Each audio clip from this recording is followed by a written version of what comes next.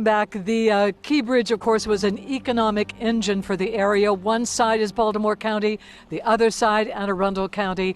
30,000 cars, vehicles of all kinds went across it every day. When it went down, it really impacted commerce.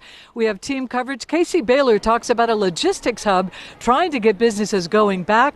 But first, Tara Lynch also has the story of small businesses impacted, ones you might not think of, that really saw an economic toll when that bridge went down. Tara.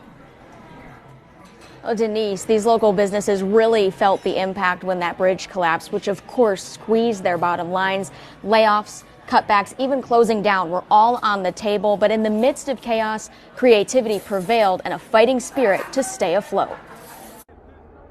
Total disbelief. Very eerie. Inconvenience and shock. The overwhelming feeling of where are we going from here? Uncertainty loomed 1 year ago for restaurants, truck drivers, and port workers who relied on the Francis Scott Key Bridge. The Boulevard Diner sits just miles from the Port of Baltimore and where the bridge once stood tall. The immediate aftermath, I would say, was busier than normal. I think a lot of people were coming from out of the area to see the damage themselves, maybe take pictures. But then, the tables weren't full. We did see about a 25 to 30% loss. And that pretty much lasted all the way through until the holidays, I would say. You don't realize how many people use the bridge until that happens. So we definitely felt it instantly. The Boulevard Diner and Vinny's Cafe have very different menus, but they share a customer base who was dining elsewhere because traffic was building and they couldn't easily get to Dundalk without the bridge. Today, we saw a customer that we hadn't seen in a long time. And he just told us, he's like, the bridge. In the blink of an eye, your whole life could change. And for a lot of people, it did, hon. Karen Hughes-Rapinski is a regular at the Boulevard Diner, going for lunch with her cousin while working at the port.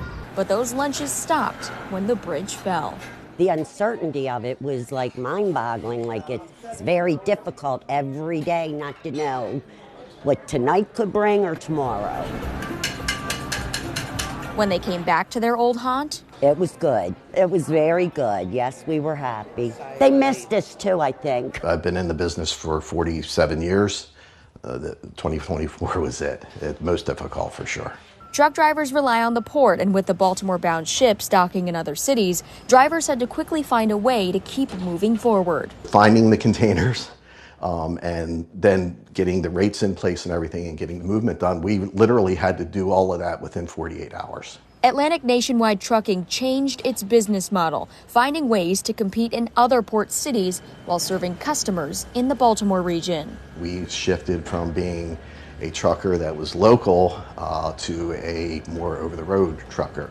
And we went to these facilities with as many as 20 trucks a day. No matter the business, the countdown to a new bridge begins, one that brings not only physical connection, but also an economic engine for Baltimore's own. I can't wait for it to reopen, just to have that image back for us. It would be amazing to try to get the bridge back as fast as possible, and that way we can keep the community going. When it comes back up, I hope everything goes back to normal, and if anything, we gain more business. Not just us, but everyone around here.